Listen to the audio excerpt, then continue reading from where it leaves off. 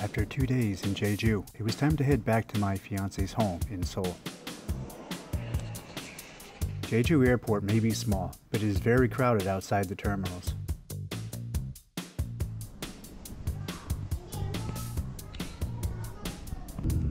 It's only an hour flight from Jeju to Seoul, and compared to the flights I take from America to Seoul, it's nothing.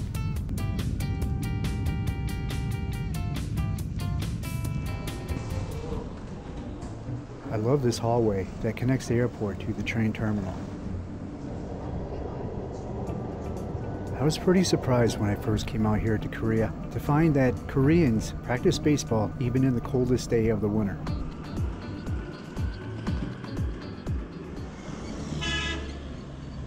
Almost caught an accident on video. I think this was a Vietnamese food restaurant. I'm not too positive, but it did have a long line, and it was very, very good. Whenever you do come to Seoul, be sure to stop by the Blanc Cafe. I swear the pastries there are unreal, and they have some very original flavors that you probably won't be able to find anywhere else. In Seoul, they like to get rid of old train tracks by covering them up with some really beautiful parks. And unique art structures can be found just about everywhere in this city.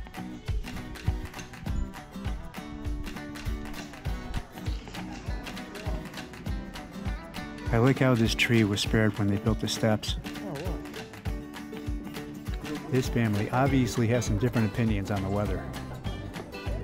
This is a popular franchise Japanese dollar store. I think it's called Miniso.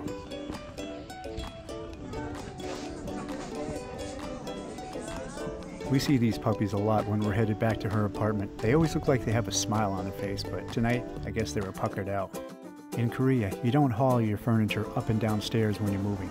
You got a ladder lift truck that brings everything straight up to your window. That is a great idea. I don't know why we don't see this out in America. She said she'd get out of work early and come and visit me at the cafe. So instead of getting my homework done, I kept looking out the window for her. Whoops. Packed up my things and we headed to the movie theater to go see Thor Ragnarok. And believe me, it was an awesome movie. Best Marvel movie ever. Don't be surprised if you're shopping in Seoul and find yourself far above the city. The next day I did a little exploring of Seoul while I was looking for a cafe. One of the things you have to do is keep your eyes open for these moped drivers. They drive on all the sidewalks all over the place illegally and they never ever get ticketed for it. You ever come to Yeonnam-dong? Be sure to stop by Travel Maker. It is my favorite American breakfast joint in Seoul, as far as I know. I haven't explored them all, but this is the best place and we always come here every time I come to visit her in Seoul. Afterward, we searched out for the Seoul Museum. We thought that we had some pretty good directions on getting there. However, it was quite a trip, taking a bunch of buses and getting off at the wrong stops and walking for a long time. So when you're looking for places, make sure you know exactly where you're going. We finally made it to the Seoul Museum of Art, but instead of checking out the art, we headed back outside to check out a very old villa. It was originally owned by Kim Hyung-jun during the reign of King Jeojung. It fell into disrepair and then later purchased by its current owner in 2005. This tree is very old and needed life support to stay alive. Another piece of nature on life support.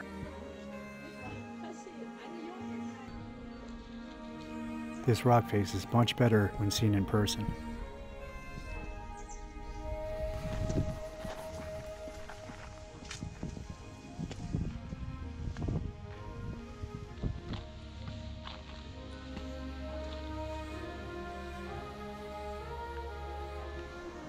Nice lookout over this quiet little town.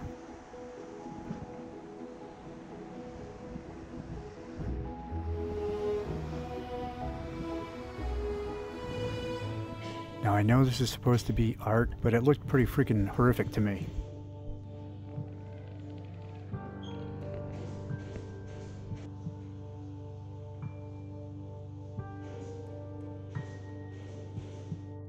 Korea, seriously, has a lot of these photo opportunity spots.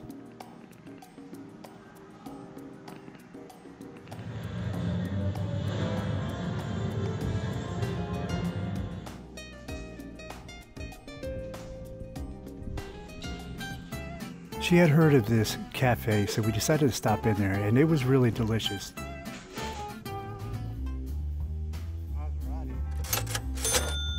Kimchi is fermented, and traditionally in Korea, they keep them in these large clay pots.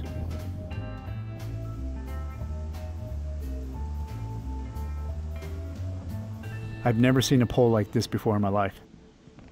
She wanted to take me to a very popular cafe that was featured in a few Korean dramas. It's called the Sanmotoonge Cafe. The Coffee Prince was filmed here. My Princess was filmed here. Way to Yuna, I think, was also filmed here. But the only thing is, finding this place is extremely difficult, and it's a very long hike up a very, very long and steep hill. We were really puckered out by the time we got there. And another thing is the prices are pretty high. But otherwise, it is a really nice experience, and it has a beautiful view.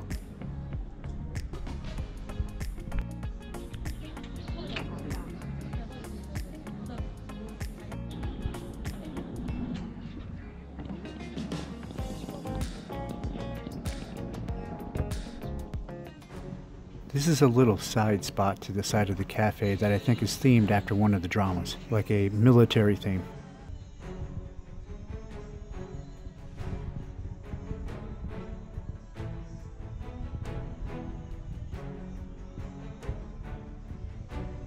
When looking for the bathroom, the women have it easy. It's right inside. Men, however, have to walk around outside the building to get back inside to use the men's room. But a unique bathroom it is.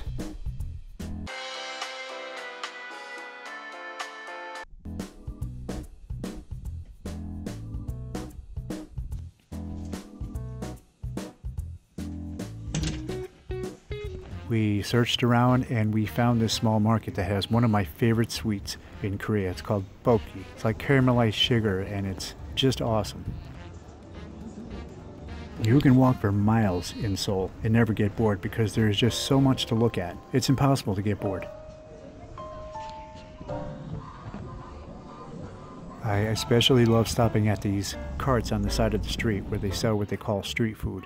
She then took me to this place that she really recommended. They use some kind of seasoning that makes the chicken black. It was unbelievably delicious and extremely, extremely filling. Some neighboring businesses need to pay attention to what they call their businesses. Here's two businesses with one whole sentence. Plan ahead with coffee. Okay, so that is all. In the next video, I'll be traveling back to the United States. See you in the next video. 안녕하세요. Goodbye.